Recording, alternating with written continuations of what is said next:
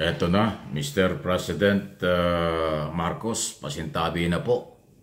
Patuloy na pong tumataas ang bilang ng mga Pilipino na pumapabor na tayo ay bumalik sa pagiging membro ng ICC or papasukin ang ICC sa investigasyon at kung may warrant of arrest galing sa kanila, ipatupad ng inyong administrasyon. Yan po ang karamihan na boses ng mamamayang Pilipino na nagalit na, nagsawa na sa paninira ng mga Duterte at ng dating Pangulong Duterte sa inyo, Mr. President Marcos. Ito po ay galing sa mga Marcos loyalists, Marcos supporters, at pati yung mga supporters ng mga Duterte na nagsawa na, kasama na po sa mga nananawagan, Mr. President Marcos, na magbago ang isip mo tungkol dito sa kaso sa ICC ng mga Duterte. Kasi hindi po sila titigil ng paninira na umaabot na sa pagiging personal laban sa inyo. Pero kung papayagan nyo ang ICC na malayang magawa dito sa ating bansa, ang kanilang investigasyon at pag-aresto kung kinakailangan, mas matutuwa ang majority ng Pilipino dahil baka mabawasan at mawawala ang mga nanlalait at naninira sa inyong gobyerno at sa inyo ng personal na ginagamit ang kanilang mga vlogger at mga supporters na kaliwat kanang batikos. Walang nakitang maganda sa inyong gobyerno, Mr. President Marcos. Lahat ay negatibo. Tungkol sa ekonomiya, tungkol sa foreign policy, tungkol sa inyong prinsipyo at karapatan ng taong bayan sa West Philippine Sea, pati sa kampanya sa lahat ng labag sa batas, kinukontra nila, binabaliktad nila ang sitwasyon. Minamali kayo, Mr. President. Kaya para po sa aking opinyon, bilang isa rin sa nagmamalasakit sa ating bansa at sa inyo, Mr. President, sana inyo pong bigyan ng mataas na consideration ang tinig ng mamamayan na ang ICC ay bigyan ng karapatan at kung magkaroon ng warrant of arrest, ipatupad po ninyo yan para matahimik ang ating bayan. Sila naman po iimbestigahan at aarestuhin kung kinakailangan, hindi guilty. Sila ay dadaan pa rin sa proseso. Kayong mga nakikinig ngayon na ating mga followers at supporters, pag hinuli ang mga Duterte ng ICC, hindi ibig sabihin guilty. Parte lang yan ng proseso sa International Court at sila po ililitisin pa rin. Kanilang kailang gawin ang kanilang pagtatanggol sa kanilang sarili. Yun lang naman yun eh. Katulad din ang pagpapatupad ng mga batas sa Pilipinas.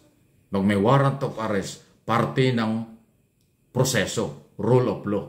Hindi ibig sabihin guilty. Hindi pa. Okay? Kaya sana ay magbago ang isip ng Pangulo. At ako'y naniniwala, personal na aking paniniwala at opinion dito sa aking mga channel, na kapag ginawa ng Pangulo na payagan ng ICC, siguradong mas kikilalanin, mas dadami ang mga bansa na mga member ng ICC na kikilala sa ating Pangulong Marcos at sa ating gobyerno. Dahil gusto yan ng lahat ng mga member ng ICC sa buong mundo, na mga member dyan na umiral ang rule of law. Huwag pagtakpan ang kahit na sino na posibleng may paglabag sa karapatang pantao. Yun po yun, Mr. President. So yung boses ng ICC, boses ng mga mamamayan, hindi lang ng inyong followers, naniniwala ako, inuulit ko, pati yung mga dating supporters ng mga Duterte ay nagsawa na, galit na rin dahil sa mga below the belt na mga atake. Ayan na po ang kanilang sinasabi ngayon.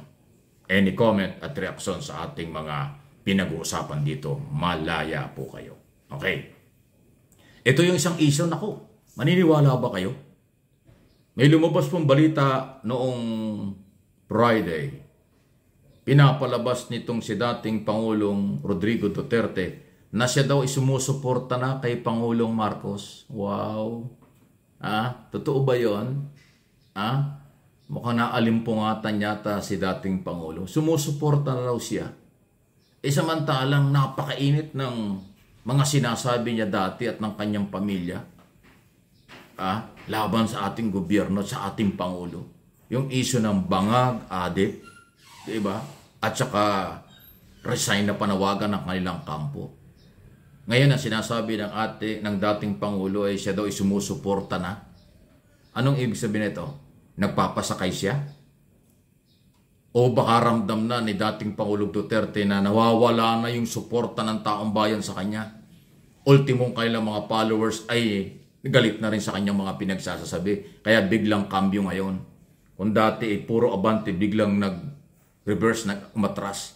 At ngayon daw sinusuportahan na niya ang Pangulo. Wow! Talagang nililin lang yung tao. Pati yung kanilang mga vloggers, supporters na nagugulat din. Bakit may ganyang statement na lumabas sa mga pahayagan sa mga newspaper natin noong Friday? Diba? Ano yun? Di kaya patibong yun? Kunwari, makamarcos na siya.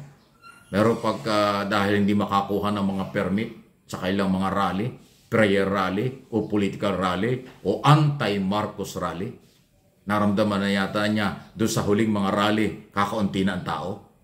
Gumawa na lang ng paraan yung kailang mga vloggers ng maglabas ng picture at video na galing sa ibang event, katulad na nangyari doon sa may Bukidnon, yung concert at birthday ng Senate President na napakaraming tao. Yun ang ginagamit ng kanilang mga taga-tahol na mga vlogger para palabasing marami ang rally nila.